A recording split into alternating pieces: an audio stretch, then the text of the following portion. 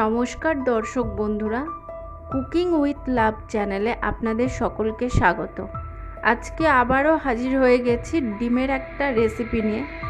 চলুন শুরু করা যাক আজকের রেসিপিটা। এর জন্য আমরা উপকরণ হিসাবে নিয়েছি 1/4 টিস্পুন গোটা জিরে, 1/4 টিস্পুন গোটা ধনে, একটা দারচিনি, একটা জয়িত্রী, 2টো সবুজ এলাচ, 8টা গোলমরিচ এবং 1/4 টিস্পুন মৌরি। সেগুলো নিয়ে একটা কড়াইয়ে শুকনো খোলায় ভেজে নিচ্ছি 2 মিনিটের মতো। তারপর এগুলো গুঁড়ো করে পাউডার বানিয়ে নিচ্ছি। এরপর আমরা নিয়েছি একটা মাঝারি সাইজের টমেটোর পেস্ট, 1 টেবিল স্পুন আদা রসুনের বাটা, 2টো কুচানো পেঁয়াজ, মিডিয়াম সাইজের 4টে কাঁচা লঙ্কা, 1/4 টিস্পুন হলুদের গুঁড়ো, 1/2 টিস্পুন কাশ্মীরি লঙ্কার গুঁড়ো, 1/2 টিস্পুন গোটা জিরে এবং একটা তেজপাতা।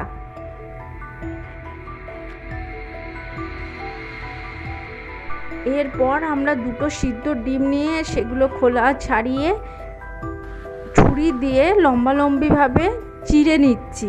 তারপর এই ডিমগুলোতে কাশ্মীরি লঙ্কার গুঁড়ো মাখিয়ে নিচ্ছি।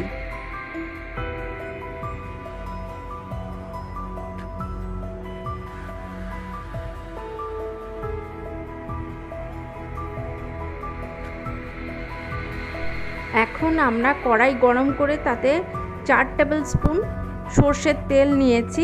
এতে লঙ্কা মাখানো ডিমগুলো দিয়ে একে একে ভেজে নিচ্ছি। তারপর অন্য একটা পাত্রে তুলে নিচ্ছি। ডিমগুলো ভেজে তুলে নেবার পর ওই একই তেলে কড়াইয়ে আমরা দিচ্ছি গোটা জিরে এবং তেজপাতা ফোড়ন হিসাবে। তারপর সেগুলো কয়েক সেকেন্ড নাড়াচাড়া করে নিচ্ছি। তারপর আমরা যোগ করছি কুচানো পেঁয়াজগুলো। এই পেঁয়াজগুলো দিয়ে গ্যাসের আঁচ একেবারে কমিয়ে ভাজতে থাকছি যতক্ষণ না পেঁয়াজগুলো নরম হয়ে আসে।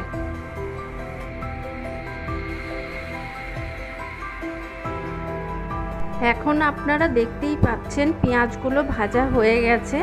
এখন আমরা কড়াইয়ে যোগ করছি আদা রসুনের বাটা। এগুলো দিয়ে গ্যাসের আঁচ মিডিয়াম রেখে 2 মিনিটের মতো কষিয়ে নিচ্ছি পেঁয়াজের সাথে। আদা রসুন বাটা দিয়ে কষানোর পর এখন আমরা কড়াইয়ে যোগ করছি টমেটোর পেস্ট। এটাও ভালো করে মিশিয়ে নিয়ে আরও 3 মিনিট কষিয়ে নিচ্ছি।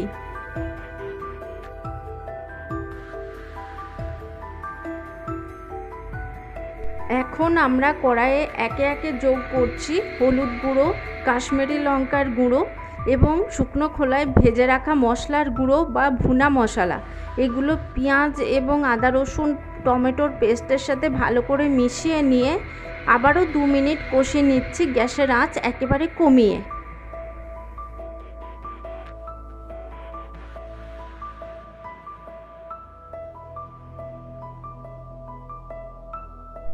এখন দেখতেই পাচ্ছেন সমস্ত মশলা কষানো হয়ে গেছে। এখন আমরা কড়াইয়ে যোগ করছি 2 কাপ মতো জল।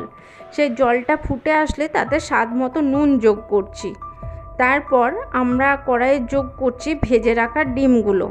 এই ডিমটা দেবার পর আমরা কড়াইয়ের ঢাকনা দিয়ে 6 মিনিটের মতো আবারও কষিয়ে নিচ্ছি ডিমগুলো গ্যাসের আঁচ মিডিয়াম রেখে। সবশেষে আমরা যোগ করছি কাঁচা লঙ্কা। এরপর আমাদের গ্রেভিটা প্রয়োজন মতো ঘন হয়ে আসলে তাহলে রেডি আমাদের ডিমের ভুনা। আপনাদের যদি আমার রেসিপি ভালো লাগে তাহলে অবশ্যই লাইক, শেয়ার এবং আমার চ্যানেলটিকে সাবস্ক্রাইব করতে অবশ্যই যেন ভুলবেন না।